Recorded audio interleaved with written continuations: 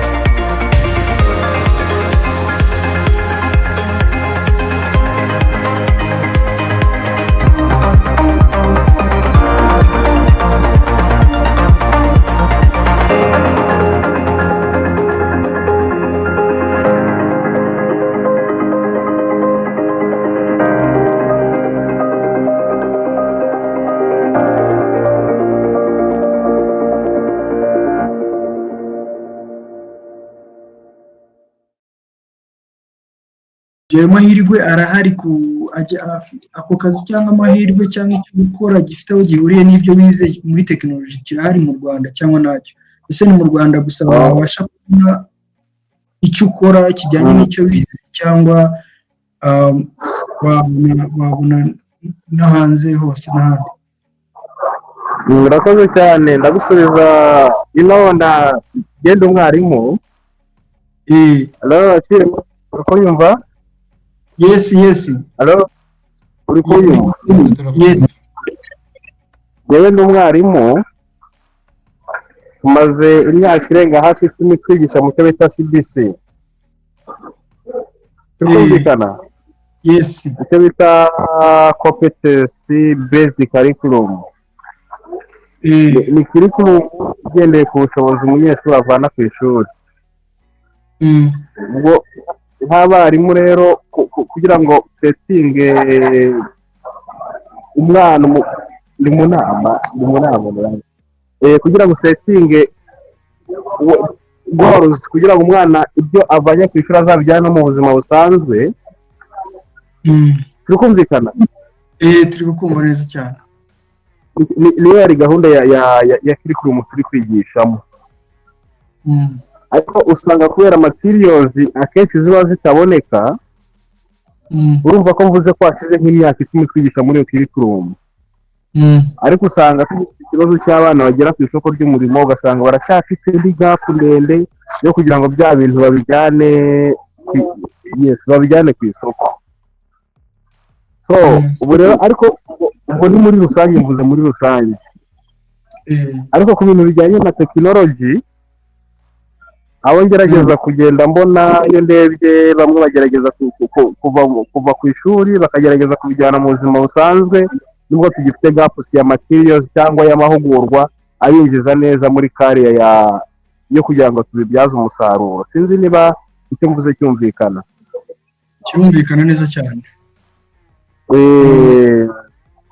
Okay, urakoze cyane. Urumva ko urwo ni uruhande mbega rw'amashuri cyangwa se ama institution ahagaragara. Reka noneho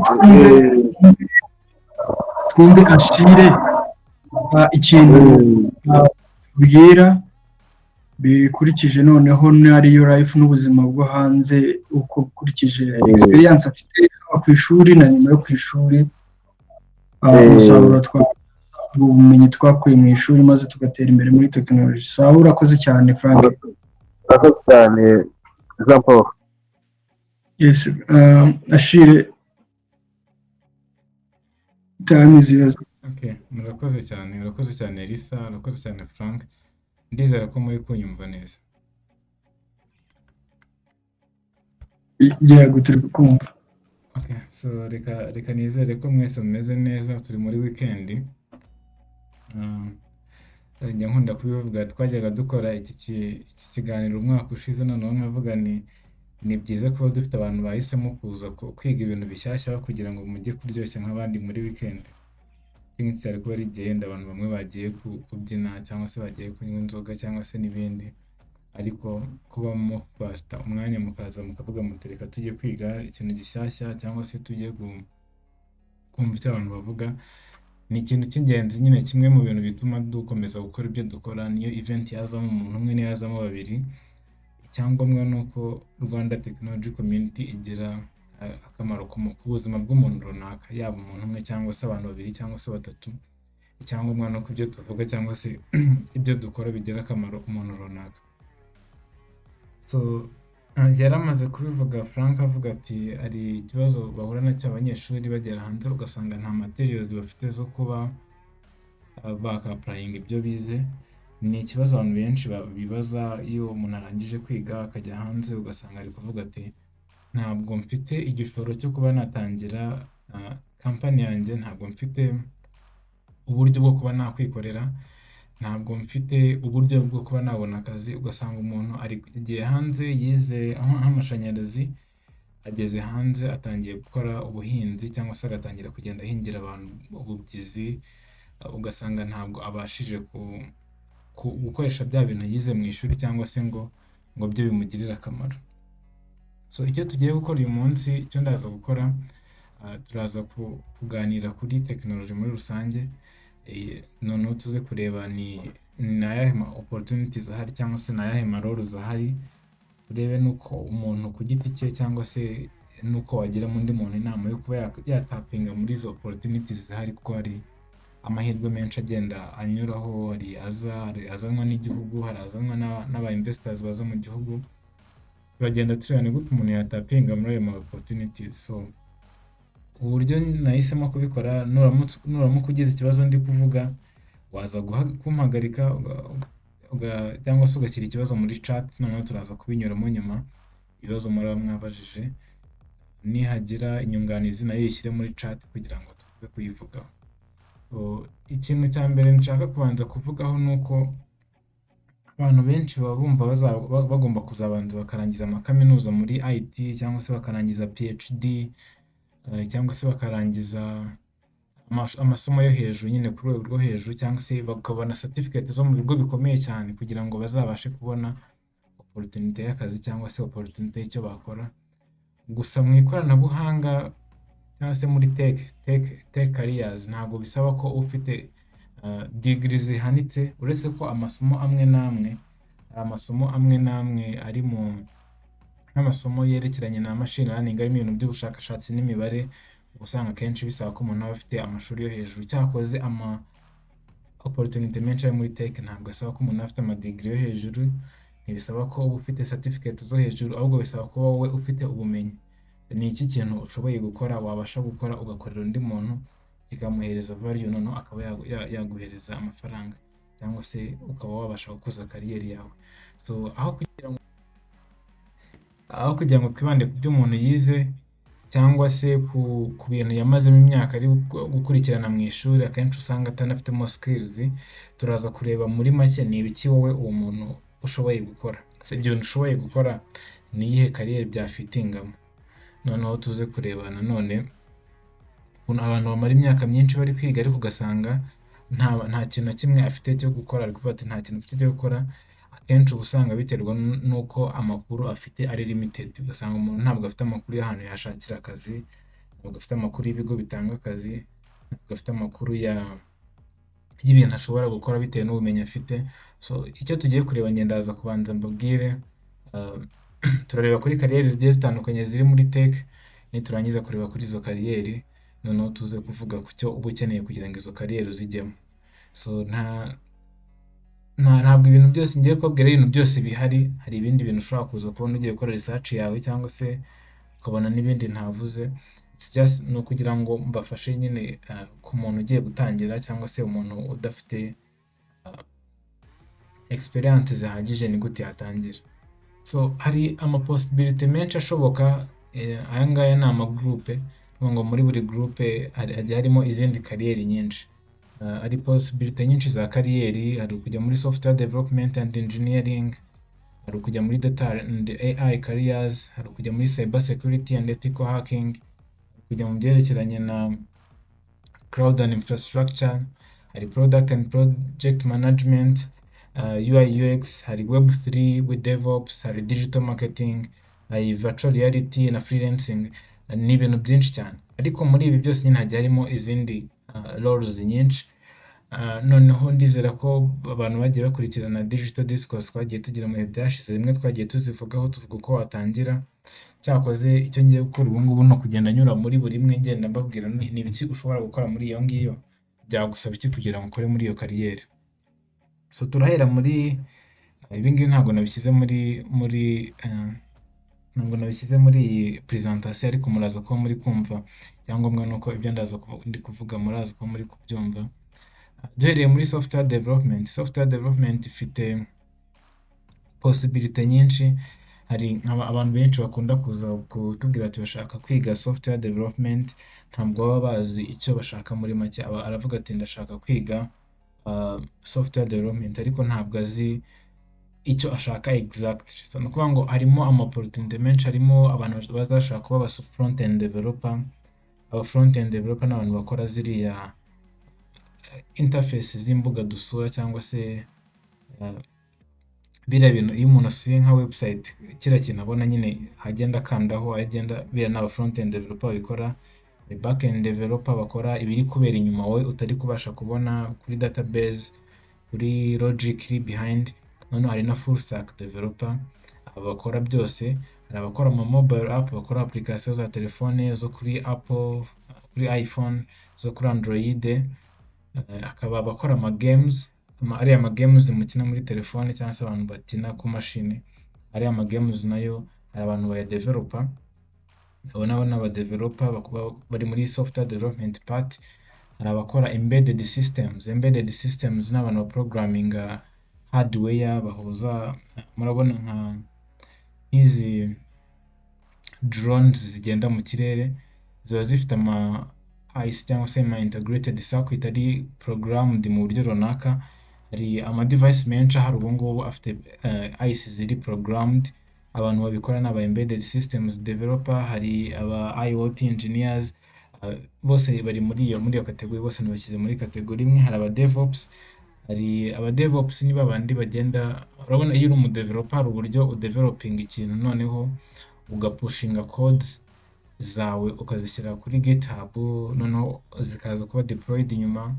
Hari abantu bakurikirana iyo operation yose kugira ngo automation ize kubamo, ntihaze kubamo ikibazo cyo kuba bisaba ko ibintu byose bikorwa manually. So abantu ni aba DevOps engineers. Harimo aba software architectures. So aba ngabo ni abantu bakora design z'ama software. Ni ukuvuga ngo ubundi kimwe mu bice bikomeye mu gukora software, kimwe mu bice bikomeye ni igice cyo kuba umuntu ya designinga software. So ku designinga software agaheza aba developer, noneho aba developer bagatangira ku programming ikintu kiri designed, ku designinga database, ku designinga flow y'uburyo umuntu azajya ava ahantu hamwe ajya ahandi. So abo n'aba software architect babikora. So bakora ama flow charts, bagakora ama design ya database, noneho bakaheza aba developer bakadevelopa bakoresheje code. Hari abitwa ngo ni no code developers cyangwa se low code. Hari ama software nka Bubble, hari nka Thunkable, hari WordPress, hari n'ama software agiye atandukanye akoreshwa muri development y'ama web cyangwa se ama mobile apps. Abantu bayikoresha bahita ngo ni aba no code cyangwa se low code developers. Noneho hari no kuba aba open source contributors, ugenda ucontributing kuri projects zitandukanye za open source. Hano twari turi kuri software development. So abantu bashaka gutangira kariyeri muri software development bashobora guhitamo kimwe muri ibyo ngibyo, noneho bakaba batangira kubikoraho. Kugira ngo rero umuntu abashe kujya muri izo kariyeri, ni handi usanga umuntu akenera kwiga programming languages. Kugira ngo ubashe kujya muri kariyeri za software development, ni handi umuntu abanza kwiga programming languages. Ugasanga umuntu ari kwiga JavaScript, ari kwiga TypeScript, cyangwa se ari kwiga Python, kubera ko ashaka kuba nk'umu front end developer akiga JavaScript. Kubera ko umuntu ashaka kwiga mu back end developer, ashaka kuba mu back end akajya kwiga Node.js, ariko Node.js still ni JavaScript. Node.js is an environment, noneho twabivuzeho, numva twarabivuzeho. Ugasanga umuntu ashaka kuba mobile developer, agiye kwiga Swift cyangwa se agiye kwiga Flutter, agiye kuba game developer, akajya kwiga uko Unity zikora, C#, C++. So hano niho handi muri software development usanga ugiye kwiga programming languages kubera ko ushaka gukora kimwe muri ibi bintu. So hari ama framework agiye usanga programming languages nyinshi zigiye zifite ama framework. Ugasanga nko kuri JavaScript ufitemo React, ufitemo Angular, ufitemo Vue, ufitemo Svelte n'izindi. Ugasanga ufitemo Express kuri backend. Kuri mobile ugasanga ufitemo React Native. Hagenda hazamo ama framework muri ayo programming languages. So uko umuntu agenda ahitamo, iyo uhisemo ukavuga uti ndashaka kuba mu software developer, nzakora front end, ugashaka guspecializa, ubwo no kuvuga ngo ukora research ukareba ni iyihe languages zihari zikora kuri front end. Ese ndamutse nshaka gukora kuri front end, nkazubaka career ikomeye muri front end, nihe nagana, ni iyihe language nakoresha, ni iyihe framework yaba nziza. Ugasanga yenda nka Next iri gutrendinga, ukavuga uti hari utuzi twinshi twa Next, reka nige Next, noneho ukajya kwiga Next.js. Ukajya ubona kuri mobile Flutter iri gutrendinga, ukavuga uti reka nige Flutter, noneho ukayiga. Kuri software development niho hazamo ama database nka Postgres. Abantu bakora kuri backend, logic zabo zigomba gukorana n'ama database, bakora ama APIs. So baba bagomba gukorana n'ama database. So n'ama database mu kuyiga nabyo bizamo MySQL, SQLite, hari MongoDB n'andi ma database menshi. Nabyo ibyo ngibyo ni ibintu umuntu aba agomba kwigaho. Kandi kwiga database ntabwo ari ukuvuga ngo ugiye gufata, ushobora kuvuga ati ngiye gufata imwe Postgres nyigeho, ukagenda ukiga Postgres ukayiga yonyine. Ariko iyo umuntu abashije kwiga database muri rusange akageraho notion, ari nabyo ibintu usanga kenshi mu mashuri akora, usanga umuntu yiga database muri rusange, akiga relational databases, akiga izindi database. Ibyo ngibyo biguhereza ishusho ngari yuko bimeze. Noneho iyo ugiye muri MySQL cyangwa ukajya muri Postgres, uba ubona nyine n'ubundi bikiri kuri, kubera ko uba uzi fundamentals z'uko bikora, birakorohera. So mu gihe ugiye kwiga database cyangwa se framework runaka, ubundi uhera kuri language. Iyo uhereye kuri language, iyo framework yose yajya muri iyo language, iyo ugiye kuyiga birakorohera. So ikindi kintu umuntu yiga ni version control.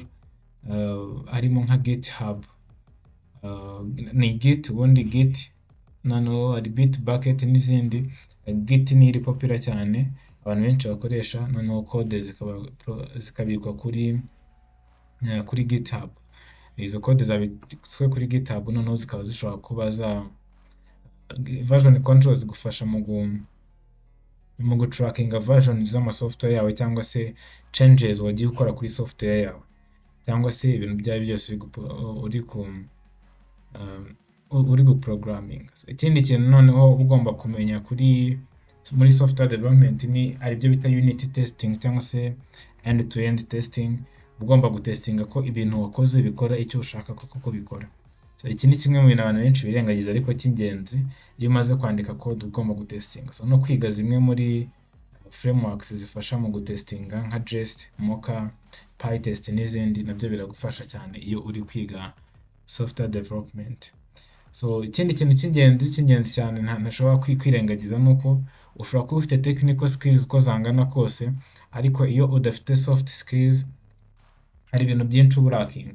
So niba ushaka kuba software developer, uba ugomba kugira soft skills runaka. Soft skills zimwe mu z'ingenzi cyane umuntu wiga software development aba agomba kuba afite, harimo nka problem solving. Ni ukuvuga ngo umuntu agomba kuba afite skills kuri problem solving,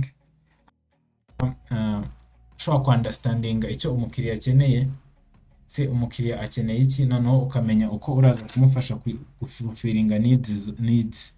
So ni ukuvuga ngo abantu benshi biga technical skills bakagenda bakaziga, ariko iyo kuri soft skills wasigaye inyuma, udashobora kuresolvinga problems, hari ikintu uba uri kurakinga. Ikindi ni communication ni ingenzi cyane. mu gihe uri gukorana na teams zitandukanye, teams zirenze imwe, uri gukorana n'abakiriya ugomba gucommunicating. Communication ikindi kintu igufasha no mu kubona akazi, mu kwimenyekanisha abantu bakamenya ko ibyo bintu koko ubizi, no kugira ngo bituma reputation yawe izamuka. Mujye mwumva abantu bavuga ngo hari level umuntu ageraho ku buryo aba adashobora kuba yabura akazi. Hari abantu bajya bivuga, sinzi nabishoboka, ariko no kuvuga ngo iyo communication igufasha mu kubaka network. Iyo wubatse network yawe ikaba nini, hari aho bigera noneho ukaba uziranye n'abantu benshi ku buryo ushobora kubona opportunities nyinshi zimeze nk'aho ziri kukwizanira. So ari attention to details, kwita ku bintu biragufasha cyane, noneho no kumenya ubushobozi bwo kugira ubushobozi bwo washakisha ibibazo noneho ukabikemura. So aha twavuga kuri software development. Nababwiye kariyeri nyinshi zishobora kuboneka muri software development n'ubumenyi ukeneye kugira ngo ubashe kuzigeraho. Ahandi ni kuri data science. Kuri data science na AI, mujye mwumva abantu benshi bavuga ngo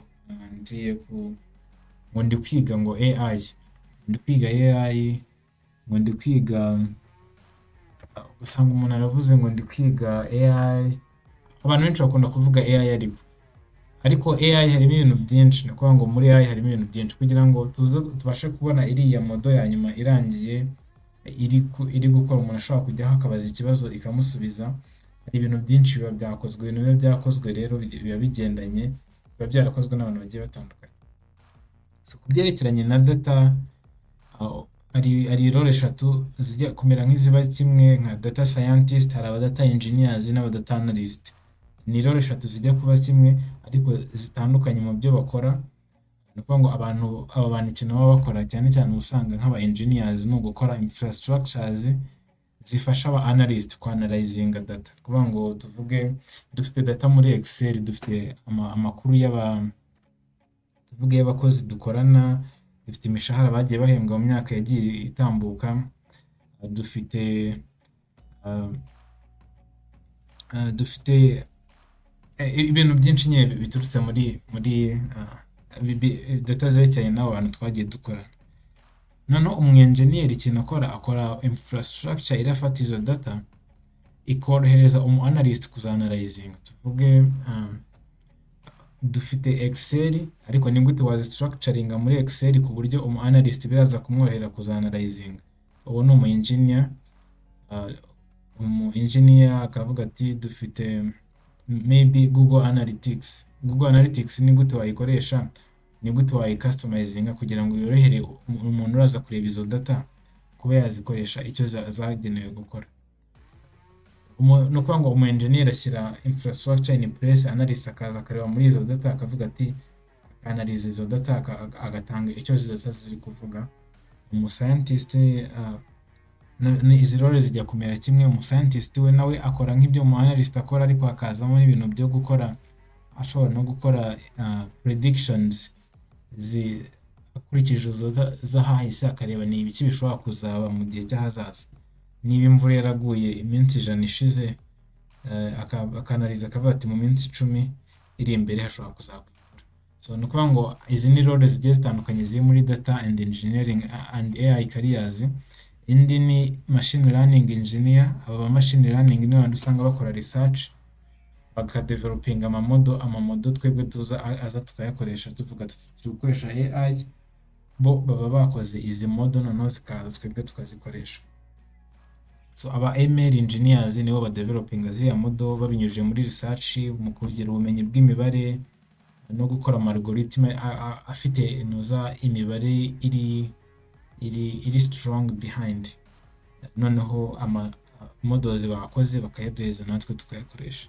Iyo bamaze gukora izo modo kugira ngo tumenye neza ko izo modo ziri gukora neza, aho bita ngo naba AI researcher bagenda bakazikoresha, bakazitestinga, bagakora research kuri izo modo zakozwe, bakareba ubushobozi bwazo, bagacomparinga amamodo agiye atandukanye. Abo ngabo n'aba researchers bo muri AI. Abo ngabo nibo, iyo nayo n'indi kariyeri. Hari abakora NLP engineers. NLP murabona ukuntu ubu ngubu models dufite usanga inyinshi zitumva ikinyarwanda, usanga zumva icyongereza kenshi. Kugira ngo zumve ikinyarwanda bisaba ko bayigisha natural language, uburyo ikinyarwanda kivugitse, amasaku, ibintu byose biri mu kinyarwanda. Abantu babikora ni aba NLP engineers cyangwa se aba natural language processing engineers. Aba ngaba nibo bakora kuri part ya NLP cyangwa se kugira ngo AI cyangwa se machine zibashe kumva ururimi rw'abantu nyine nk'uko abantu barwumva cyangwa se nk'uko abantu baruvuga. Aba ni aba NLP engineers. Hari abandi bita ngo n'aba computer vision engineers. Aba ngaba ni bandi bakora model zumva, zibasha kureba amafoto zikayasobanukirwa, zikareba video zigasobanukirwa. Aba ngaba ni aba computer vision engineers. Hari abakora kuri ethics za AI kugira ngo AI ikore ibashe kuba yakora ariko ikurikije amahame agenga imikorere ya muntu, ntagire amategeko yica.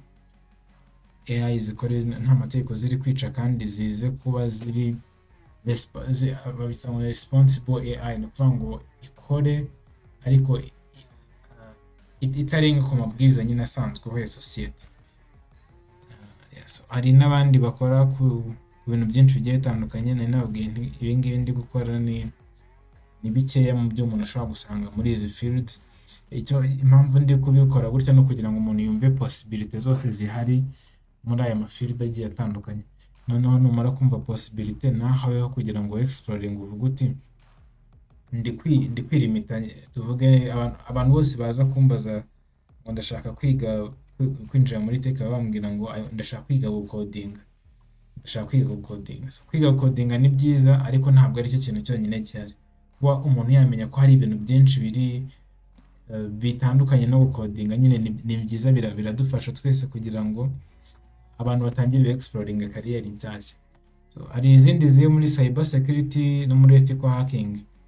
Murabizi hari abahaka bahakinga network zacu, biba amakuru yacu, ariko hari n'abandi bitwa ngo ni aba ethical hackers, babandi ba hacking bari gutestinga system. Ujya mubona nka Apple baba barashyizeho igihembo kivuga kiti nubasha guhakinga system zacu tuzaguheza amafaranga ya nayo. Na Facebook nayo ndumva ibigira, niyo ngo bashyiraho ibyo bihembo kugira ngo abo ba ethical hackers bagerageze kubahakinga, baripotinge vulnerabilities. Niyo ngo bashije guhakinga urubuga rwa Facebook ukavuga uti hano hari vulnerability, abantu bashobora kunyuramo bagahakinga urubuga rwanyu baguheza amafaranga. Abo ngabo nibo bitwa aba ethical hackers, bahakinga amasystem bagamije gutestinga ko nta bibazo birimo. Hari abakora analyse, hari abakora penetration testing, aba ethical hackers, hari aba security engineers, hari aba architects ba designinga izo system za engineer za security, hari abakora digital forensics.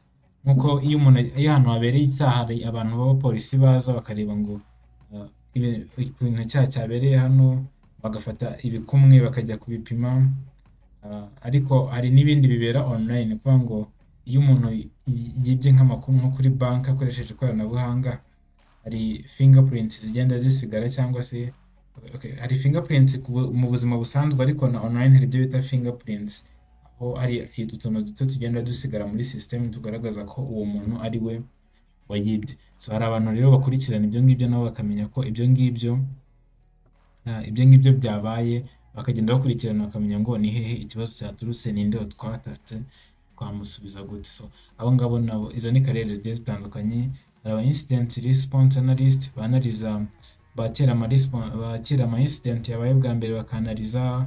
Hari abakora cryptography, nk'izi system tubona nka za blockchain mwumva ko bavuga ngo niyo ifite security ihambaye, ibifite algorithm y'umutekano ahambaye. Hari izitwa za RSA keys, hari JWT tokens n'izindi nyinshi. Ziriya ni amaresulta ya cryptography ni uburyo bwo kurinda. Mujya mwumva bavuga ngo kajipotefu, hari uburyo bwinshi abantu bahishamo amagambo, hari ibifefeko, ariko no mu buryo bw'ikoranabuhanga hari uburyo abantu babika amakuru mu buryo bwa cryptography. Hari abantu bagiye batandukanye bakora ibyo bintu byose maze kuvuga mu buryo bwa cyber security. bagakurikirana ibyo bintu byose biri kugenda biba, bakanaliza, bagakora penetration testing, noneho bagatanga response ku buryo systeme zibasha kuba zirinzwe kurushaho. Aho ngaho ni kuri cyber security. Kuri cloud and infrastructure, murabizi ko kera umuntu yajyaga gukora website cyangwa se agiye gukora systeme, bigasaba ko agura systeme yose, niba ari computer za server akazigura, niba ari routers, switch, network, byose akabigura. Ibyo bintu byose byabaga biri kuri premises za company runaka. Niba company ikora ari nka bank, bakaba bafite systeme ziri kuri office yabo zose, ariko ubu ngubu zisigaye ziba ziri kuri cloud. Hari abantu rero baba bashinzwe izo cloud, nk'aba cloud engineers, kandi usanga bagusaba kuba ufite certificate ya AWS cyangwa se Azure cyangwa se certificate ya Google Cloud, kugira ngo bamenye neza ko uzi uko izo systeme zabo zikora. Hari abadesigninga uburyo izo solution zabo zikora, hari abashinzwe umutekano wazo. Numva twarigeze kuvuga kuri cloud computing, ndaza kora kuri YouTube niba dufiteho video, ariko twigeze kwivugaho tuvuga kuri software as infrastructure, tuvuga kuri infrastructure as a service, tuvuga software as a service, noneho na platform as a service. Twigeze kubivugaho tuvuga uburyo abantu bakora kuri cloud bakora. Hari abashinzwe network, hari aba systems administrator, bose bari muri infrastructure. Hari aba IT support specialist, kwa kundi muri company hagize ikibazo cyo muri network bahita bahamagara umuntu wabo ushinzwe gukurikirana ibintu bya network, agahita agenda agafixing ibibazo. Izi zose ni roles zitandukanye ziri muri IT cyangwa se computer science mu bintu bigiye bitandukanye. Hakaba hari abashinzwe product cyangwa se project management, nubwo bishobora kumvikana nkaho bitari muri tech, kubera ko akenshi usanga abantu batana codinga, bitarimo n'ibintu byerekeranye na CMD nta n'ibiki, ariko n'abantu baba bari involved cyane mu buryo bwa technology, kubera ko iyo batabashije gufasha aba software developers, iyo mudafite umu project manager cyangwa se umu product manager, usanga projet muri gukoraho zitari kugenda neza, kubera ko ntabwo mufite management iri kubasha kubafasha gukurikirana uko development yanyu igenda. So niyo mpamvu bano bantu nabo ari ingenzi cyane, bano bantu bakora kuri project management, usanga bafasha cyane abandi ba software developers n'abandi bari involved muri part ya development. So hano kuri project management ushobora gusangamo business analyst, banalizinga needs za business, kuba ati business cyane ibintu binibi, dukurikije solutions dufite twakoresha izi needs, cyangwa se dushobora ku-involvinga solutions ziturutse mu yindi company, noneho bakagenda bi-involvingamo IT mu buryo bugiye butandukanye, ariko bo batari involved cyane muri IT, bo bari muri management. Urebye product na project management ni ukureba ibyo ibikenewe, noneho baki-involvinga aba IT bari buze kubikora. Noneho hari aba UI UX designers, aba designers nibo bandi bakora designs dukoresha muri nk'aba developers. Iyo ugiye kudevelopa cyane kuri front end, ukeneye nka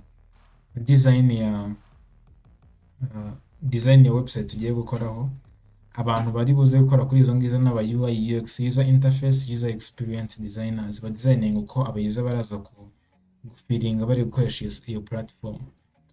So muri design twavugamo n'aba graphic designers, twavugamo abakora 3D designs.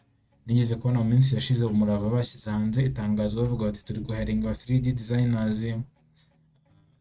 Aba 3D designers bashobora no gukora none muri gaming, kubera ko muri gaming usanga hari ama design bakora nk'iyo bari gukora ari amashusho y'abantu bari buze gukina muri game, bari gukora ahantu game izakinirwa. Ibyo byose hazamo 3D design. Hari aba motion designers, hari aba video editors. Ibyo byose biza hano muri design and creativity. Kuvuga ngo izi ni zimwe muri roles zindi ushobora kuza gukora muri tech, ariko zigendanye na design cyangwa se na creativity. So indi field iri kuzamuka cyane muri iyi minsi ni Web3. Umwaka ushize mwarabibonye ICP iri hano, hagiye habamo ama event menshi. ICP twajyaga dukorana ama event rimwe na rimwe, turi gukora kuri blockchain twigisha uko blockchain watangira kuba umudeveloper wayo. Ndumva video zimwe zikiri kuri YouTube mwajyaho mukareba uko ibyo twavuze ku kuntu wahinduka blockchain developer. Hari kuba watangira kariyeri zitandukanye muri Web3, ari ku developing smart contracts, uretse ko bijya kumera nka blockchain developer. Ushobora kujya kwinjira muri cryptocurrencies. Abantu benshi babijyamo nyine bikaza bimeze nka scam, ariko hari ibiri legit. Hari abantu benshi babijyamo bakabyiga, ntabwo ari ibintu umuntu apfa kujyamo gutyo ngo apfe kujyamo uko yiboneye. Ni ibintu umuntu abanza kwiga, akabanza kubyumva, noneho yamara kubyumva akaba yatangira kuba yabikurikirana. Hari abashinzwe gukurikirana umutekano wa ziriya crypto, abo ngabo ni kuri party noneho y'aba analyst n'aba security developers na analysts. So aho ngaho naho ushobora kugiramo kariyeri, noneho akaza kubamo na NFT zari popular cyane mu minsi yashize, ariko muri iyi minsi ntabwo zikiri popular cyane, aho usanga abantu bagurisha amafoto. Nigeze kumva ko tweet ya mbere yagiye kuri Twitter nayo yagurishijwe ku bihumbi byinshi by'amadolari, n'amafaranga menshi cyane, bayigurisha as NFT. Kuvuga ngo NFT bacuruzaho gusa njye personally njye ntabwo ntekereza ko bifite future ndende bya NFT, ariko nibitangira kuinvolvingamo digital assets ziri connected kuri physical assets, bishobora kuzaba kariyeri ikomeye cyane ku bantu bazabijyamo hakiri kare. Murabibona mu minsi ya mbere, mu minsi ya kera, hari abantu benshi bari aba developers mu Rwanda wasangaga bakomeye kubera ko nta competition hari babaga bafite, ariko muri iyi minsi kubera ko abantu benshi babaye aba developer bisigaye bigorana ku breaking through. So niyo mpamvu nyine izi kariyeri zose turi kuzinyuramo kugira ngo umuntu nanone uri gutangira kariyeri ye amenye possibilities zihari, niba azoka kariyeri ye muri software development gusa, cyangwa se niba atangira ku exploringa n'izi kariyeri nshyashya. Hari kariyeri nyinshi iyo usanzwe ufite basic kuri IT, usanzwe uri umu developer nk'abantu basanzwe bandika code, kwinjira muri izi kariyeri nshyashya ni ibintu byoroshye cyane kuri bo. Bisaba gufata amakose amwe n'amwe, cyangwa se bigasaba gukurikirana amatutorials kuri YouTube, cyangwa se turaza kubivugaho uko wakwinjira muri izi kariyeri. Cyakoze ku bantu basanzwe bafite experience muri IT ni ibintu bitazabagora cyane. Hari IT na tech support mu Rwanda. Hari company nka Tech Experts, abantu benshi barayizi. Abantu bakora muri Tech Experts baba basupporting aba clients ba Microsoft. Ni ukuvuga ngo uba umeze nk'umuntu ukorera Microsoft ariko ukora muri Tech Experts. So ni ukuvuga ngo iyi nayo ni imwe muri kariyeri ziri gukora cyane, kubera ko abantu benshi bajya bavuga mu minsi iri imbere ngo AI is taking over muri tech support. Cyakoze buri munsi haba hari abakenewe need yo kuba ari aba human supporters, kubera ko AI irafasha ariko izajya yifashishwa nabo ba human supporters. So ni ukuvuga ngo niba ushaka kwinjira muri tech support, ni ukwiga uburyo systeme zikora, ukabasha kuzumva neza. Wamara kuzumva neza ukiga uko wakoresha AI n'izindi technology mu kuba supporting abakiriya. Uko umukiriya agira ikibazo ukamusupportinga hakiri kare, niko ubasha kuba wakongera amahirwe yawe kuba iyi tech support yakuviramo akazi. Ikindi kintu abantu bakwiye kwibuka nuko muri ndumva tech support ntashyizemo muri liste y'ibyo muri kubona. Ikindi kintu abantu bakwiye kwibuka nuko nagiye mbibona cyane cyane abanyaziya baba bafite amakuru menshi usanga twebwe tudafite. Hari consultants nayo irimo amafaranga, nayo igendanye na tech support. Consultants nayo iri muri tech support na IT, aho usanga hari amasystem menshi cyane akorana n'ama business. Usanga abantu benshi bazi system zikoreshwa n'aba users, aba end users, ariko hari system nyinshi cyane zikoreshwa n'ama business. Tuvuge hari system zimwe na zimwe tutanga urugero rwa system zo mu Rwanda nka Codebooks. Codebooks ni system ikoreshwa muri accounting n'ama business. Hari nka tuvuge nka Kaiko, hari Huza yicara n'izindi nk'izo ngizo. Hari amakampani menshi azikoresha. Iyo bagize ibibazo muri izo system bahamagara izo company zizanyira system, ariko izo company hari igihe usanga yenda zo mu Rwanda ntabwo ziragira abakiriya benshi. Hari igihe usanga ntanga urugero nko kuri Microsoft, usanga Microsoft zifite abakiriya benshi ku buryo support yabo itangira kugenda gakeya kubera ko bafite abakiriya benshi bo gusapotinga. So, iyo ubashije kwiga systeme zabo ukazumva neza, ndizera ko amashuri menshi ntabwo yigisha izi systeme. Hari amasysteme menshi abantu basanzwe baba batanazi kubera ko nta hantu namwe bayumva, ariko iyo ubashije gukora research umenya systeme business menshi akoresha. Hari nk'ama Salesforce, hari nka za Sage, hari za Business Central n'izindi nyinshi cyane business agenda akoresha. Iyo ubashije kwiga iyo system ukayumva neza ukavuga uti iyi system ndayumva, ku buryo umuntu agize ikibazo nabasha kumufasha. Hari opportunity menshi mu Rwanda, ashobora kuba atari abantu bari kuyakoresha, ariko online haba hari opportunities nyinshi zo kuba freelancinga cyangwa se ugakorera izo company ziri hanze remotely. Iyo ubashije kumenya ko izo skills uzifite ko aho ngaho muri tech support nagira ngo mbumvishe ko harimo opportunity nini cyane. Njya nkunda kubona abantu benshi babikorera abanyaziya, niyo mpamvu usanga abahinde benshi bari mu tech support, bari mu gukora consultants n'ibindi nk'ibyo ngibyo. So ni ibintu nyine nk'abanyarwanda dukwiye ku exploringa, tukamenya opportunities zari muri consultants, muri tech support, tukamenya izo systeme zikoreshwa business agiye atandukanye, noneho twatangira natwe kuziga tukajya dukora online supporting izo business zikoresha izo system. So ikindi kintu ni ku ba DevOps ndumva twabivuzeho, bashinzwe automating infrastructures z'amakampani. Hari igihe usanga hari ibintu byinshi nka kamera, kamfate nk'urugero, urabona kamera ziba ziri mu companies, ariko haba ikibazo kamera ntizaretinga abantu, cyangwa se haba abantu bafite nka infrastructure za network, ugasanga network ivuye ariko nta muntu n'umwe ubimenye, bisabye ko abayiza reportinga. So ahangaha muri infrastructure n'ubundi still bizamo automating activities, ku buryo nihagira ikibazo kiza muri network, ba IT bashinzwe gukurikirana ibyo bintu bahita babimenya hakiri kare bakaza gukemura ibyo bibazo.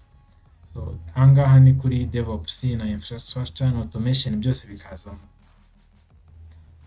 Hari digital marketing na SEO, search engine optimization. Muri iyi minsi business akeneye abakiriya, nta buryo bwiza bwo kubona abakiriya nko kuba umuntu yakoresha internet. So ubashije kumenya uko wafasha business kubona abakiriya benshi bakoresheje internet, kuba website zabo zagera kure, kuba social media zabo zakura, ni ibintu business menshi yakifuza kukwishyurira. Uramutse ubashije kubimenya, making sure ko ubizi, avuga uti ibintu koko ndabizi, nabasha kugufasha kugera ku bakiriya runaka, nabasha gufasha business yawe gukura, mugakuza revenue yanyu, mukava ku 10,000 mukagera ku 20,000, mukava kuri 1,100,000 mukagera kuri 2,200,000. Ni ibintu business menshi yakwishyurira kugira ngo ubafashe kubikora. So ni ikintu kindi nacyo mbona abantu benshi batarabasha gukangukira, ariko abantu babashije gukanguka bahembwa amafaranga meza bari gukora mu gufasha business gukuza operations zabo. Hari virtual reality, mujya mubona abantu benshi nka company zo mu Rwanda nka Inorios n'izindi zazanye uburyo bwo kuba visiting ahantu runaka mu buryo bwa virtual reality, ukajya kambara za rinete za VR goggles, cyangwa se biriya bintu bambara ku maso, none ugatangira kumera nk'uri ku visiting ahantu nk'uhari kandi udahari. Ariko that's just one part, kubera ko infrastructure usanga ikorwa n'ibigo byo hanze kenshi, ntabwo mu Rwanda baratangira gukora ariya goggles, ariko ushobora kuba umudeveloper ugatangira gukora systeme ziraninga kuri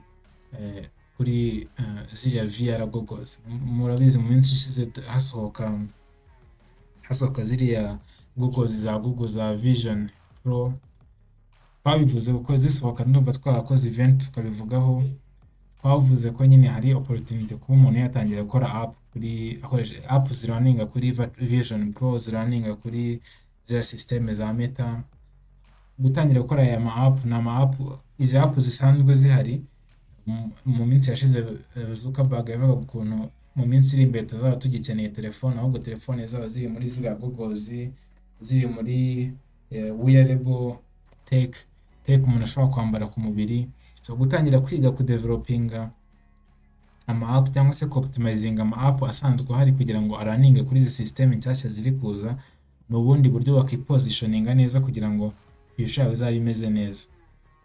Hari noneho nyuma na nyuma hari n'aba freelancers, hari abantu bandika online, hari freelancing ariko turaza kwivugaho muri make. Ariko ikintu yenda ntavuzeho ni ukuba uretse kuba wamenya ibyo byose ukabona akazi ko kuba wabikora, ushobora no kubona akazi ko kubyigisha, ushobora kubona akazi ko kuba umukonsilita muri ibyo, ukajya wafasha amakampani mu kuba yabikora, noneho n'ibindi byinshi bitandukanye wagenda ukora. So nari ndi kugenda mbanyuriramo ndaza ko gusharinga document irimo amakuru arambuye kuri ibyo ngibyo nari ndi kubabwira ko ni ibintu byinshi cyane kandi ndizera ko bifasha buri muntu wese. Ndaza kubasharinga document irimo amakuru arambuye, noneho muze kuba mwayireviewinga murebe icyo cyagufasha. Abantu benshi bashaka kwinjira muri tech bakaba developers, ariko impamvu mvuze ibi ngibi no kugira ngo abantu babone possibilities zihari zose. Izi ngizi ni nkeya mbabwiye, hari izindi nyinshi ushobora kubona online ugiye gushakisha. Umuntu amaze kumenya ko ibi bintu byose bihari, noneho nta kintu kimwe cyari kiri kumulimita kuvuga ngo agiye kureba ahazaza he, positioninga neza. Noneho uretse iyo umuntu amaze kumenya opportunities zihari, no kumenya ngo ni hehe najya gushakira akazi, noneho ni izihe company najya gushakiramo akazi, ni ibihe bigo biri guhayaringa, ni gute nabasha kubona akazi.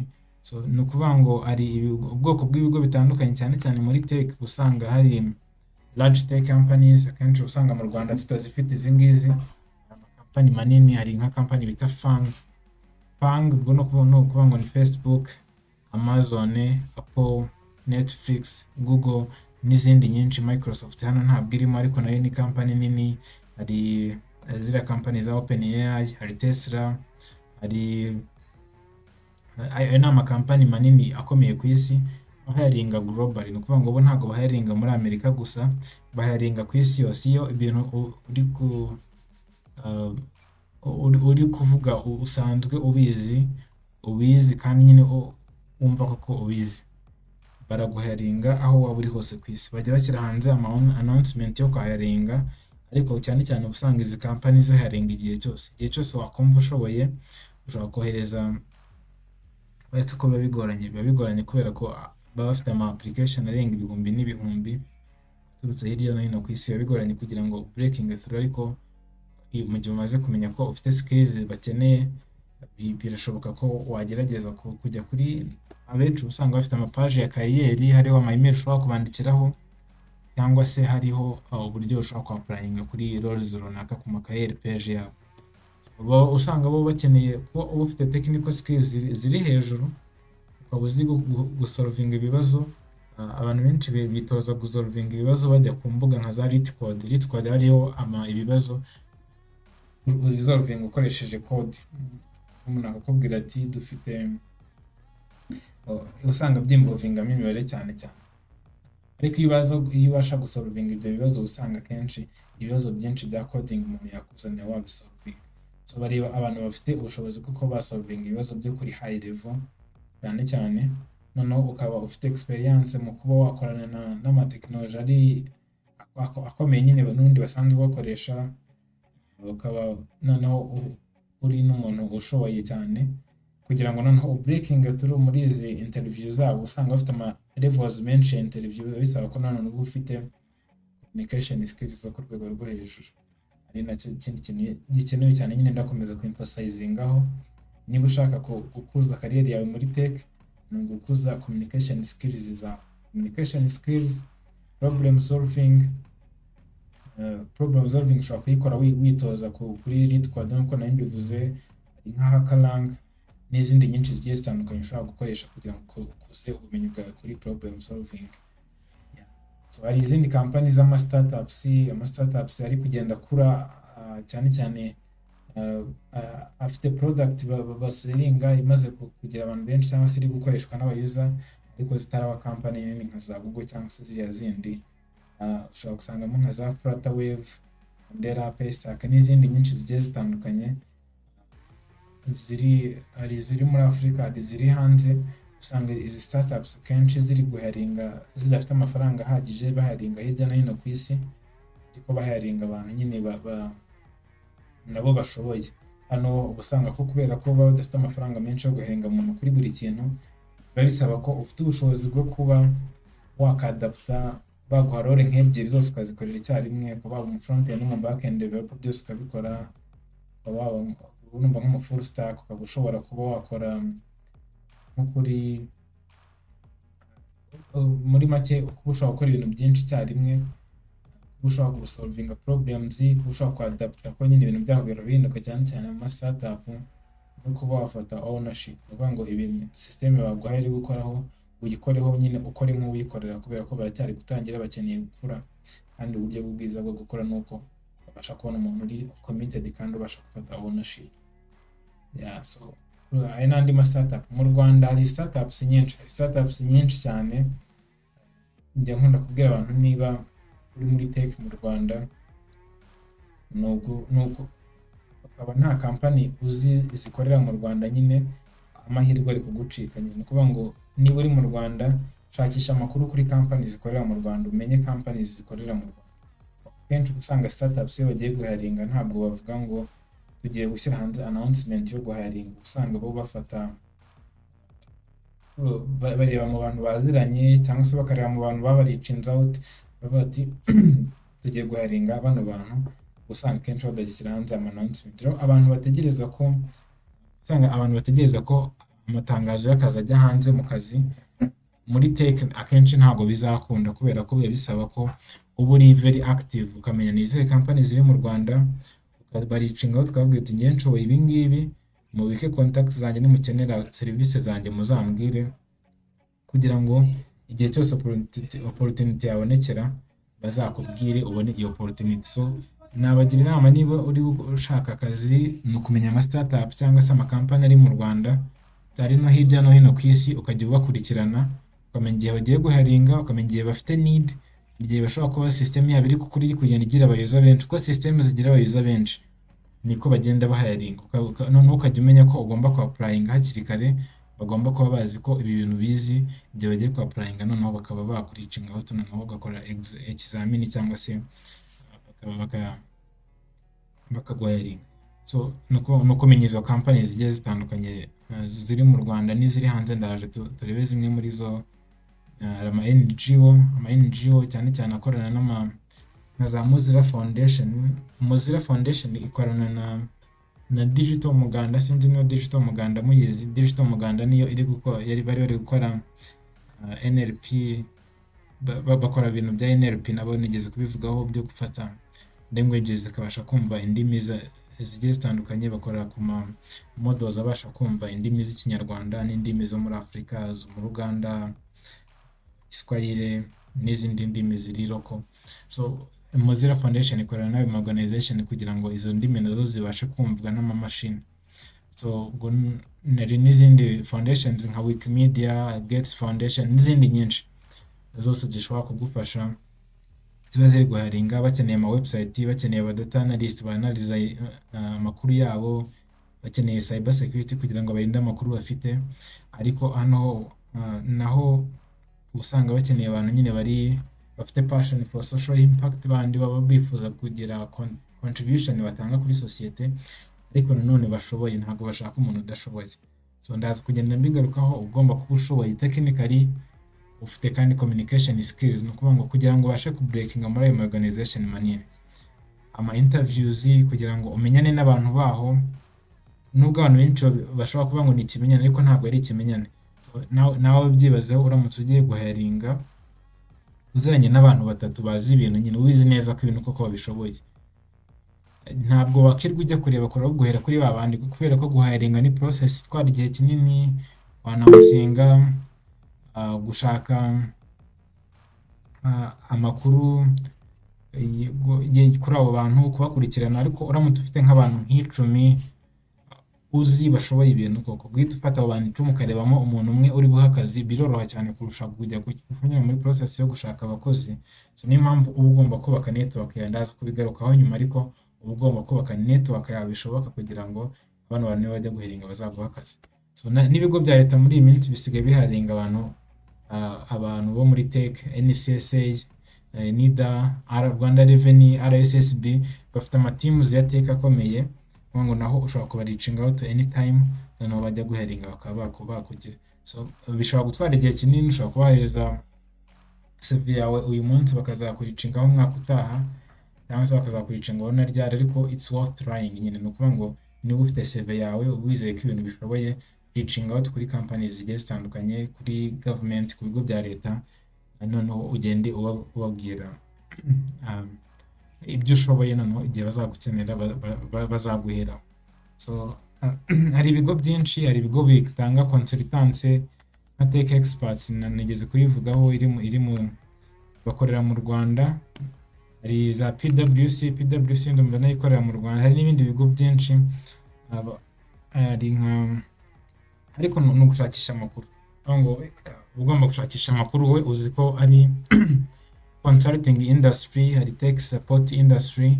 No gushakisha ibigo bikorera mu Rwanda bikora ibyo bintu, noneho ukavuga uti ibi bigo, ugakora list yabyo, ukavuga uti ibi bigo dufite bikora ibintu bigiye bitandukanye mu Rwanda, ni bande namenya muri ibi bigo ku buryo abo bantu twabasha gukora. Noneho ukaricinga out kuri abo bantu cyangwa se ukaricinga out kuri ibyo bigo, ugatangira gukorana nabyo, cyangwa se ukababaza niba bari guharinga, niba utari guharinga ukabahereza CV yawe igihe bazaharinga, noneho bakaguharinga. So usanga ibi bigo cyane cyane muri consulting na tech support bakeneye communication skills cyane. Ukeneye communication skills ndongeye nyigarutse none kubera ko ari ingenzi cyane.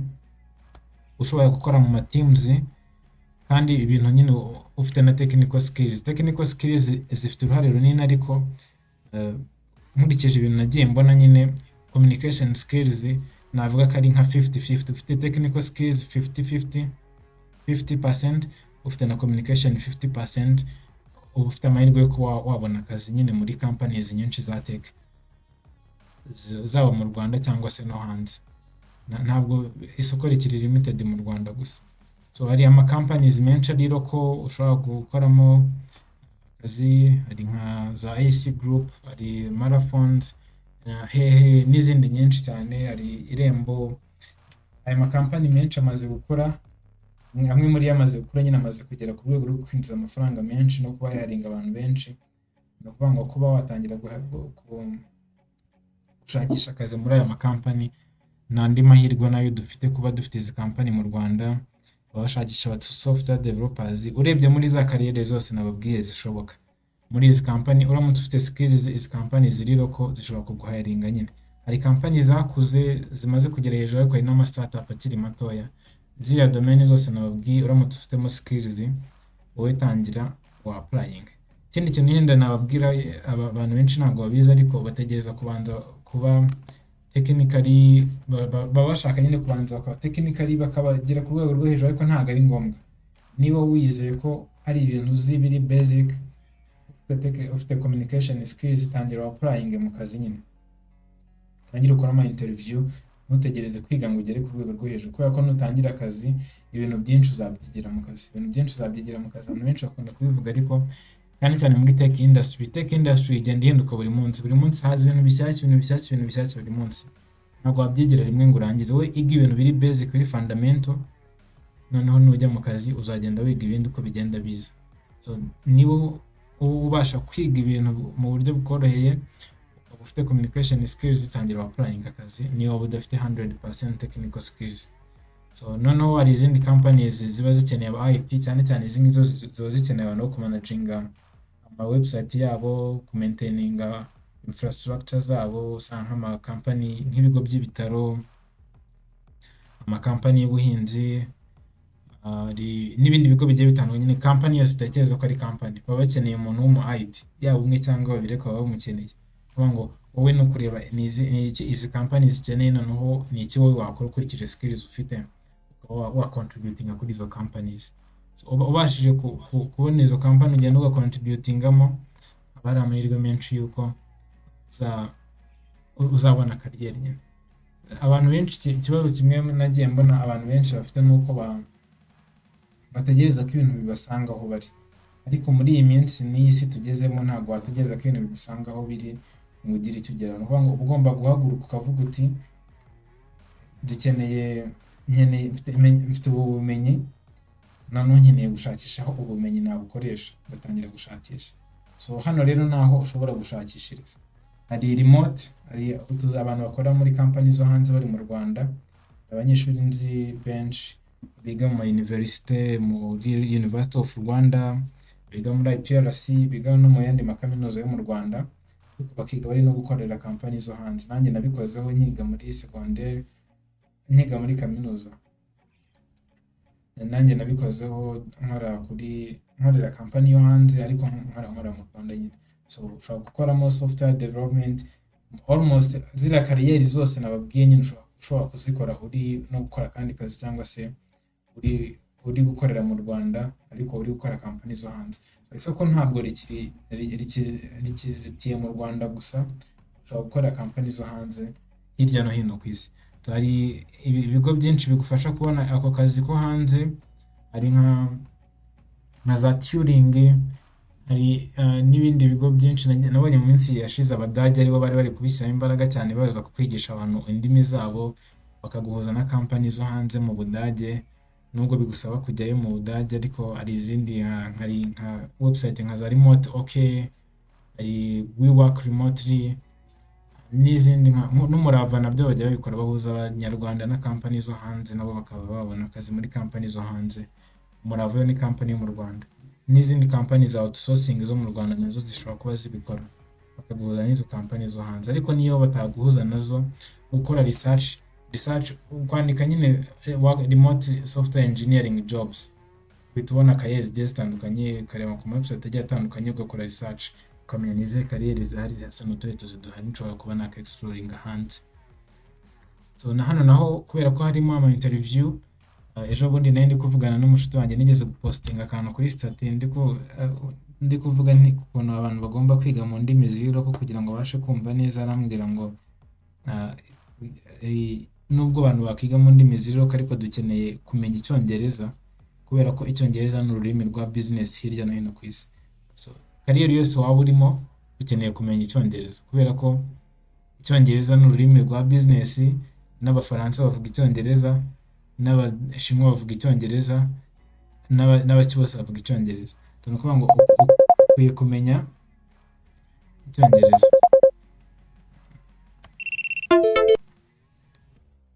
Ukwiye kumenya Icyongereza kandi ukamenya gucommunicatinga mu Cyongereza. Numara kumenya communicating mu Cyongereza, interview zose uzazitsinda, zishobora kuba utaba zose, ariko majority ntabwo uzongera gutsindwa interview kubera ko wabuze nabi, kubera ko byagenze gutya. Wagutsindwa interview kubera ko batagukunze cyangwa se ibindi, ariko ntabwo uzongera gutsindwa interview kubera ko byaguturutseho. So ni ukuvuga ngo shakisha communication skills, noneho unakuze ubushobozi bwo kuba wakora independently, unakuze portfolio yawe. Kuri portfolio ndaje tubigereho mu kanya, ariko kuri remote jobs zirahari online, ugenda ugashakisha uraza kuzibona uko byagenda kose. Ujye kuri Turing, ujye kuri Remote OK, We Work, ujye uvugisha Umurava, uzajya kuri office yabo, ugenda ubabaza uti mufite remote jobs, bakwereka remote jobs bafite, bashobora kuba bagufasha guhuza nazo, noneho urebe ubumenyi ufite aho ushobora gukora, cyangwa se ubwira abantu ugenda ushakisha ukoresheje ubumenyi ufite. Abantu benshi turigeze tuzi ubumenyi dufite, noneho urebe ubumenyi ufite nihe bwakora. Hari uretse gukora remotely, hari freelancing. Freelancing ni kwa kundi ukora umeze nk'uwikorera, ariko nanone ukorera online. Akenshi abantu benshi baba freelancers bakora online. Ahantu ushobora kubona utuzi twa freelancing usanga ari nko kuri Upwork, Fiverr, hari Topta, Freelancer. Hari n'ama website agiye atandukanye ariho freelancing jobs. Ngo iyo ugiyeho ukandika ngo tuvuge ujya nko kuri Upwork ukandika ngo JavaScript developer, ngo urahita ubona list y'utuzi twinshi abantu bagiye batanga. Usanga ari gigs, ntabwo ari akazi nyine gahoraho. Akenshi usanga ari ikiraka ugiye gukora, wagikora bakakwishyura, barangiza kwishyura, noneho ukajya ku kindi. Ushobora gusanga ukora n'ibiraka bitanu icyarimwe kuri freelancing, kandi byose ubasha kubikora. So kuri freelancing hari ama opportunity nyinshi. Naho nigeze gutekereza ko twategura session kuri freelancing, gusa ko harimo ibintu byinshi abantu bakeneye kumenya, ama tips y'uburyo abantu bagera ku kazi n'ibindi nk'ibyo, ariko tuzayitegura mu minsi iri imbere. So kuri freelancing kugira ngo ubashe kubona ama gigs, nuko ufite portfolio ikomeye, ukaba uziranye n'abantu, naho ufite n'ubushobozi bwo kumarketing ubumenyi bwawe. So ni ukuvuga ngo hejuru yo kwiga technical skills gusa, ugomba no kwiga ugashakisha n'ubundi bumenyi, ukamenya marketing ni gute ikorwa, ni gute networking ikorwa, ni gute nakubaka portfolio, ibyo bintu byose ugomba kubishakisha. Muri iyi minsi ntabwo umuntu akeneye gutegereza ko ibintu bimwizanira nk'uko nigeze kubivugaho, uba ugomba kujya hanze ugashakisha ubumenyi, ugashakisha amakuru, ibintu byose nyine ukabimenya kuri internet, ibintu byose bisigaye bihari. Uretse ibyo ngibyo hari open source contributions, hari amasoftware menshi aba ari open source. Nka Linux nayo murabizi ko iri open source, hari n'andi ma project menshi ari open source abantu bashobora contributing. So cyakoze kuri open source akenshi icyo bigufasha nuko portfolio yawe izamuka. Niyo wa contributing ku project akomeye bigenda bigufasha. Hari nka company yitwa GitStart nigeze gukoreraho gato, bakora kuma open source, ariko open source contributions uri gukoraho ukazihemberwa. Kuvuga ngo ni ugushakisha ama open source project ushobora gukoraho, noneho ukareba kuri GitHub kenshi hari ama open source menshi, noneho ukaba watangira kugenda contributing aho bizamura portfolio yawe, bigatuma n'abandi bantu bakubona uko network yawe, uko abantu bakubona ko ukora contributing cyane, niko network yawe izamuka. Uko izamuka nyine kugira amahirwe menshi ko abantu bakuricinga out, baguhereza opportunities, cyangwa se nawe ukaba applying ukagira amahirwe yo kubona akazi kubera ko abantu bari kubona ko ibintu koko ubishoboye. Uretse n'icyo ngicyo, ubundi muri tech biroroshye cyane kuba wakubaka company yawe. Ngira ngo muri tech niho hantu hambere byoroshye kuba watangira company nta mafaranga ufite. Kuba wakwicara uyu munsi ukavuga uti ndi kubona uyu munsi kugenda gutega bisi bintwara igihe kinini, ngiye gukora app izajya ifasha abantu kumenya aho bisi igeze. Ukahita wicara ukayikodinga ukayikora, cyangwa se ukayikora nyine ikarangira, cyangwa se ugakoresha ubundi buryo ukayikarangira, ubundi ugatangira gushakisha abantu bayikoraho. Ni uburyo bworoshye nyine bwo kuba watangira startup. Ariko umuntu udafite ubumenyi kuri tech usanga iyo akeneye gutangira startup cyangwa se gukora product runaka, bimusaba ko ashakisha umuntu ufite ubumenyi kuri tech, noneho yamara kubona uwo muntu bakaba noneho batangira gukorana. Bigasaba kugira, nubwo nawe ukeneye umuntu wundi mukorana kuri part ya business, cyane cyane iyo udafite skills kuri business, ariko biroroha kubaka product iyo ufite ubumenyi muri tech, cyangwa se ufite ubumenyi ku buryo tech ikora. Nkuko nigeze kubivugaho, kandi ushobora no kwigisha abantu. Murabizi hari aba YouTubers benshi bakora muri tech, aba Fireship, Brad Travis n'abandi benshi bagenda bakora tutorials bigisha abantu ko ibintu bikorwa. Ushobora gukora blogging, ushobora gukora podcast, ushobora gukora ama courses online. Byose ni ibintu biri lucrative, ushobora kwinjiza amafaranga kubera ko wabashije kumva uko technology zikora, ukaba ufite n'ubushobozi bwo kuba wakwigisha abandi nabo uko babyikorera. So no muri education ya tech ni ahantu harimo amahirwe yandi nayo mushobora ku exploring. So tumaze kuvuga amahirwe ari muri tech, tumaze kuvuga ahantu ushobora gushakira akazi, tumaze kubona andi mahirwe ushobora kubona muri tech. Noneho ni gute noneho aya mahirwe ubasha kuyageraho? Kugira ngo ubashe kugira aya mahirwe, ikintu cya mbere ugomba gukora no kugira skills. Hari skills ugomba kwakweringa. Niba wahisemo kuba tuvuge developer wa front end, ni ibiki ukeneye muri front end? Ugomba gukora research ukavuga uti nahisemo kuba front end developer, ni izihe skills nkeneye muri front end. Noneho ukagenda ukazishakisha ukiga. Ntabwo bikeneye ngo usubire mu ishuri, ntabwo bikeneye ngo ujye muri bootcamp igihe runaka, nubwo hari uburyo bwiza bwo kwiga. Ariko ikintu cya mbere uba ukeneye ni ukumenya nihe wakura ubumenyi, ni ubuhe bumenyi ukeneye, nihe wabukura. So ari gukora self study ukiyigisha. Hari n'abyo abantu benshi muri iyi minsi bari gukora. Usanga umuntu ari kwiga medicine, ariko nubwo ari kwiga medicine ugasanga ari no kwiga coding. Abantu benshi njya mbona nkabona nyine barantangaje cyane, ariko ni ibintu bishoboka cyane. Noneho ugasanga umuntu ari kwiga kuri Coursera, kuri Udemy, kuri Free Code Camp, Alex. Abantu benshi bari muri Alex ikorera mu Rwanda. Kuri YouTube hari ni course yitwa CS50 yo muri Harvard, iri available online kuri edX. Numva ari kuri edX, ushobora kugenda ukayiga. Harimo amasomo biga muri Harvard Computer Science, ukagenda ukayiga, noneho ukaba certificate, noneho uba wamaze kugira ubumenyi buhagije. Noneho icyiza cyo kuba wakigira ku makosa nuko aba afite roadmap iri ku murongo neza. Noneho mu gihe uri kwibuka buri no gukora ku ma project, noneho muri self study ukaba wanakora za challenge nabwiye zo kuri LeetCode, HackerRank, CodeWars n'izindi nk'izo ngizo kugira ngo ugende none ibyo uri kwiga ugenda unabikoresha.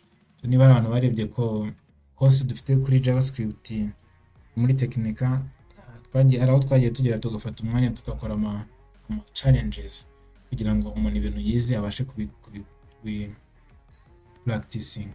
So hari kuba utagiye kwigisha yenda utabishoboye ukaba wajya muri bootcamp. Hari ama programs nka mu Rwanda nka The Gym, ni imwe muri yo nzi nyine zikomeye cyane zitanga ubumenyi neza. Hari HLP ya Andera, hari n'indi program ya Meta yari ndumva yari code yitwa gutarya Microverse, n'izindi nyinshi zigiye zitandukanye. Hari Chic and Code ku bakobwa, hari n'izindi programs zigiye zitandukanye ukazijyamo noneho ukajyamo ukiga mu mezi angahe uba umaze kugira ubumenyi bushobora kugutangira muri tech. Hari ukubyiga muri university, nubwo muri university akenshi usanga twiga ibintu biri basic, ariko iyo umuntu abasha gukora research extended irenze ku byo abona mu ishuri gusa abasha kugira ubumenyi buhagije. Hari n'amasomo nk'uko nigeze kubivugaho nka AI, machine learning, cyber security, usanga akenshi asaba kuba ufite formal education cyangwa se ufite ama degree ari hejuru kugira ngo bakwinjize nko muri kariyeri za research. Abantu benshi bakora ama research usanga ari no muri PhD n'ibindi nk'ibyo ngibyo. Hari ama certifications, hari ama certification ukora online muri za self study, hari n'andi ubona unyuze mu bootcamp n'ibindi nk'ibyo ngibyo. Hari n'andi ubona online ari specific nk'abantu bajya muri cyber security mu za CH, hari CompTIA, hari n'izindi nyinshi zigiye zitandukanye. Hari PMP kuri project management, hari agenda atangwa n'ama product agiye atandukanye. AWS bafite certificate yabo. Ayo ma certificate nyine kuba uyafite nabyo biragufasha kugira ngo standing out mu gihe uri kwiga. So ari kubaka portfolio yawe maze kubona izo skills, no kubaka portfolio. None kubaka portfolio rero ubikora ute? Ari gukora kuri GitHub, ukagenda ugakora za project, ukacontributinga kuri open source nk'uko nabivuze, ariko ugakora n'ama project. Kuvuga ngo ikintu kimwe nigeze kubivugaho cyoroshye muri tech ni uko ushobora gukora project mu buryo bworoshye, cyane cyane kuri software development na engineering.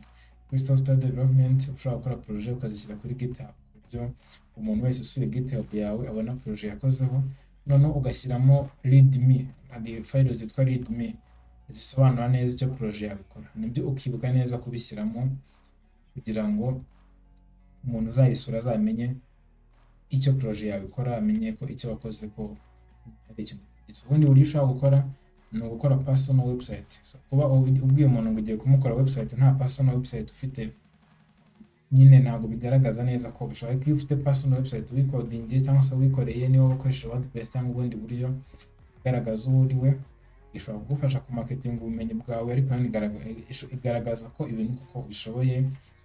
Ikindi kintu gikomeye muri iyi minsi no gukoresha social media, cyane cyane LinkedIn na Twitter, ukubakaho presence. Hari abantu benshi bagenda reaching out in box kubera ko iyo utangiye kwigaragaza cyane, ntabwo ari ukujyaho ngo uvuge ngo wa create account ngo uriho gusa ngo ufite account, ahubwo tangira posting ibyo wakoze, ibyo ushoboye, ibyo wize. Niba wakoze ikintu kigaferinga, hari umuntu mu minsi ishize nabonye kuri LinkedIn ya postingaga ari gukora drone, yikora from scratch, akajya posting aho ahageze. Uyu munsi nagerageje ibi ngibi biraferinga, ariko ejo nzabigenza gutya. Noneho itangiye afite abantu bake, birangira abonye abantu benshi bagenda bamukurikira. Nubwo wenda ntazi DM ye uko imeze, ariko ndizera ko muri DM hatabura abantu bari kumwofaringa akazi cyangwa se bari kumwofaringa gukorana nabo. Iyo ugenda wigaragaza, kujya kuri social media ntabwo ari ukujya ngo scrolling ibyo wakoze gusa, nawe ujye ushyiraho ibyo uri gukora, ibyo ushoboye. Noneho ikindi kintu kuri LinkedIn ugomba kumenya nuko LinkedIn ifite job board. Ufite job board ijyaho utuzi nyine, nawe no kuzajya scrollingaho ukareba utwo tuzi duhari bitewe na skills ushaka guspecializamo. Hari n'abantu bashakisha abakozi nabo bajya kuri LinkedIn agashakisha skills runaka, akareba tuvuge agashakisha abantu baba machine learning engineers, akareba abantu bafite ubumenyi kuri profile zabo. Kuvuga ngo kuri LinkedIn naho ni ukuzajya ujyaho ukoptimizinga profile yawe ku buryo umuntu uzajya ujyaho ashobora gusacinga ubumenyi warabushyize kuri profile yawe agahita akubona no ikindi kintu wakora kugira ngo uzamure portfolio yawe no kwandika. Buriya kwandika birimo ibintu byinshi cyane. Kwandika kuri Medium, kuri LinkedIn nayo isigaye ifite newsletter, ukajya postinga nyine regularly, ushobora wize ikintu cyacu ukagipostinga mu buryo bwa article, biragufasha cyane. Ikintu cya gatatu ni ukubaka network yawe, ukajya mu ma event nk'aya ngaya, ukajya muri event za GDG. Numva mu cyumweru gitaha hari event izaba ya women yo ku munsi w'abagore, izaba ya GDG na women tech makers. So izo event uhuriramo cyane cyane n'aba developers benshi. Hari ama challenges ya NASA yajyaga aba mu Rwanda, space apps, hari abantu bagiye bayajyamo, baguhuriramo n'abandi ba developer, bahuriramo n'abantu bashobora guhereza akazi n'ibindi bintu byinshi cyane. No kwitabira ama hackathon, ukitabira ukajya networking nani ushobora kuyikora kuri LinkedIn na Twitter, noneho ukajya contributing kuri open source project n'ibindi ngibyo, ukitabira ama event agenda aba mu gihugu, kandi nanone ugakora kuri communication skills kubera ko abantu bose ujya uhurirayo n'abantu kugira ngo networking nuko ugomba kubasha gucommunicating. So noneho nyuma yo kubaka ufite skills, ufite portfolio, ufite network, tangira noneho applying utuze. Umaze gukora CV yawe imeze neza, ufite communication skills, ushobora gucommunicatinga neza, ushobora gukora interview neza nta kibazo, nta bwoba ntaki. Tangira noneho applying utuzi, umenya washakira akazi, ujyeyo applying, ukora ama interview, utsinde, ubona akazi. Noneho ushobora no gutangira gushakisha freelancing jobs, ukajya online ugashakisha izo freelancing jobs. Nababwiye ama platform ushobora kubikuraho za Upwork, Fiverr, Freelancer n'izindi nyinshi cyane. Iyo ushakiye freelancing online ugashyiraho n'iyo kariyeri cyangwa se ubwo bumenyi ufite, ubasha kubona demand nini. Noneho ni gute standing out, nuko utaba vague. Nuvuga ngo mu gihe uri gushakisha akazi, nababwiye kariyeri nyinshi cyane, nababwiye ibintu byinshi ushobora gukora, ariko nuko uba ugomba kunishinga down, icyo bita niche. Ukavuga uti nshoboye front end, niyo ndaspecializa, ugaspecializa muri front end ku buryo abantu benshi bamenya ko bagushakira muri front end. Ntuhore uva muri kimwe ujya mu kindi, uva muri kimwe ujya mu kindi, uva muri kimwe ujya mu kindi. Ibyo ngibyo bigufasha kuba wakubaka izina mu kintu runaka. Noneho profile zawe zose kuri social media zikaba ziri optimize. Ugomba kwerekana expertise ufite, ukerekana project wakozeho, ukaba ufite n'abantu mwakoranye, ukaba washyiraho testimonials, ariko mu gihe utafite nabwo nta kibazo. Noneho ukandika ama proposals menshi ukayohereza abakiriya bawe. So muri make ni ibyo ngibyo, nuko nguko watangiye gutapinga muri izo opportunities. Ni ukugira ubwo bumenyi, kubaka portfolio yawe, ukubaka network, ugatangira ku applyinga mu tuzi cyangwa se ukajya muri freelancing. Nizera ko iyo wamaze kugira network ntabwo ari ku networkinga n'abantu baba peers bawe gusa, ahubwo no kujyana abantu baharinga, abantu batanga utuzi, bose nyine mukamenyana, uburyo igihe bakeneye gutanga akazi ushaka kuba waba uwa mbere mu bantu batekereza. So ikindi mbibutsa nuko ibintu mbabwiye ntabwo ari ibintu byonyine bihari, hari ibintu byinshi ushobora kubona, hari bishyashya ntavuze, hari ibyo ushobora kujya online ugashakisha ukagira amakuru. So nahanyu rero kugira ngo mutangire mukore research, noneho mumenye nihe mwakura ibintu bishyashya, nihe mwakura amakuru, nihe mwakura utuzi, nubuhe bumenyi buhari. Ndaza kubasharinga iyi document murebe, harimo amakuru arambuye ababwira ngo nubuhe bumenyi ukeneye kuri buri kariyeri. Ibintu byose navuze muraza kubibonamo. Noneho nimumara kubibona mutangire nahanyu, noneho utangire wige, utangire wubake network yawe, utangire wubake ubumenyi bwawe kuri communication, soft skills zawe zikuze. Noneho ndizera ko ahazaza hawe hazaba heza. So tugeze mu mwanya rero w'ibibazo. Turamutse dufite umuntu ufite ikibazo, niba nta cyagiye muri chat. So Bagira Maximilien neza ese Colbe yabajije ngo do you have someone who has startup like partnership, mentorship or more? Byaterwa n'icyo startup yawe ikora, ariko uramutse ukeneye mentorship cyangwa se natwe ntabwo turi aba expert b'imyaka 100 cyangwa se 10 n'ingahe, cyangwa ntabwo arashira imyaka myinshi, ariko we can help you uramutse ufite igitekerezo bishoboka ko twagufasha rwose. Impamvu imwe twubatse Rwanda Technology Community ni ukugira ngo dufashe abanyarwanda ibintu byose tuba turi kubabwira na tekinoloji zose tuzaba turi kwiga n'indi minsi, kugira ngo